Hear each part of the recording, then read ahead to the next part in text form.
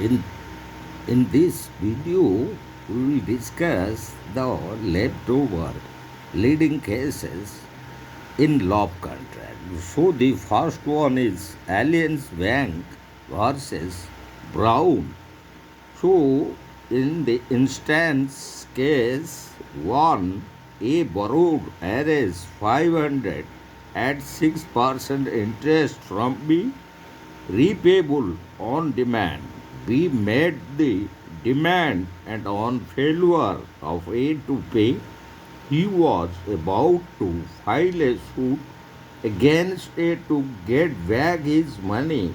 A requested B to postpone the filing of the suit and agreed to pay interest at the rate of 9%. On refusal to pay interest at the rate of 9%, we filed the suit and got decree against A.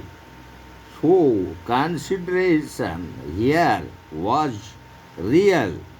So this is the very example of real consideration as it was held as in regarding the promise to give time to debtor and not to sue for a reasonable time. And in our second leading case, that is Ajodhya Prasad versus Chandan Lal in 1973, it was the facts of this case in which a minor representing him of age takes some loan from B and purchases one car. Here A cannot recover money from the minor whether he falsely represent him. He can also be not compelled for restitution.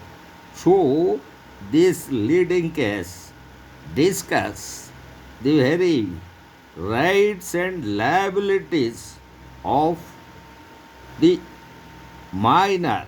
And now we'll go to the third leading case, and that is CIT Bombay versus Dwarakadas Ketan and Company in 1964, where exactly the same relevance of it was held as regarding minor and the partnership agreement. So, in another leading case, that is CIT versus Shah Mohandas Sadhu Ram in 1966, it was also relating to the same fact, minor and partnership agreement.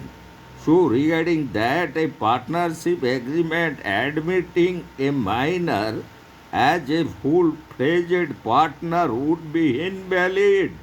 So, also, that however, a minor may be admitted to the benefits of partnership by his guardian provided it is supported by necessity or benefit, as it was held in those two important leading cases. And in regarding to another important leading case, and that is Vijay Kumar versus New Zealand Insurance Company in 1964, it was held in regards to minor and insurance contract. A contract of insurance by a de facto guardian of a minor in respect of the minor's goods being for the benefit of the minor would be valid and the minor would be entitled to sue thereon. So this was as it was held in the leading case Vijay Kumar versus New Zealand Insurance Company in 1964. And now we'll discuss another important leading case, that is Messrs. Unicool Bottlers Limited versus Messrs.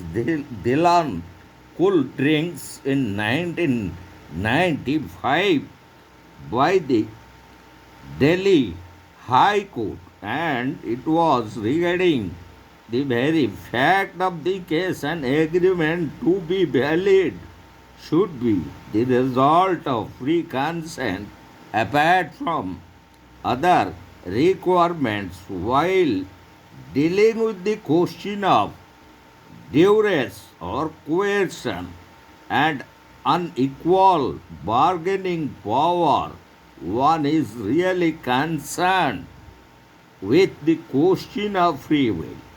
For example, did the parties enter into the agreement with a free will, as it was raised in the leading case, where the plaintiff raises the question of its will being dominated by the defendants and therefore not being a free consent, and as he was under coercion, so he was not a free agent. There are several factors which need to be looked into for ascertaining whether free will was exercised or not.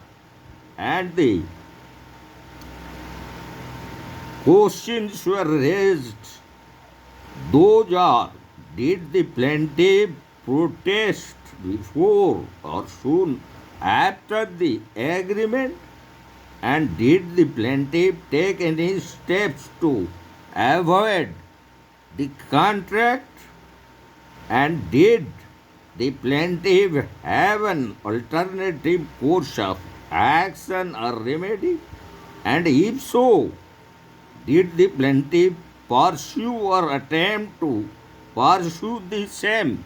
And finally, did the plaintiff convey benefits of independent advice? So, these are the questions raised in this leading case. So, this is all regarding agreement, and the above two leading cases relating to minor and minors reaching into an contract and the minors entering into a partnership or insurance contract, and the above one, that is Messrs. Unicool Bottlers Limited versus MS Dillon Cool Drinks 1995, the Delhi High Court raised the following questions regarding free consent. And now we'll discuss another important leading case, that is Brij Mohan Parihar versus Madhya Pradesh State Road Transport Corporation and others in 1987. So, in the very instance case, the Supreme Court held that an agreement which should defeat the provisions of Motor Vehicles Act is unlawful. The provisions of Motor Vehicle Act, and in particular Section 42 and 59, clearly debar all holders of permits, including the State Road Transport Corporation, from indulging in unauthorized trafficking in permits.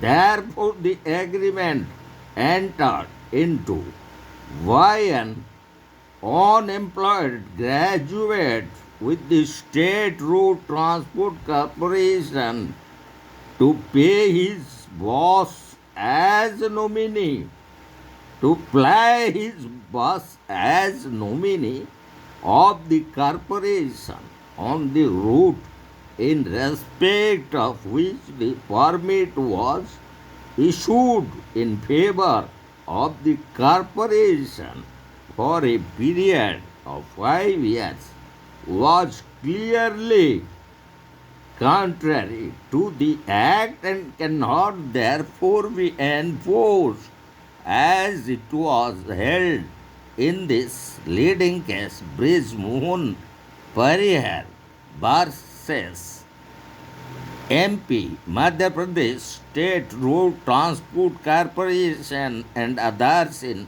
1987.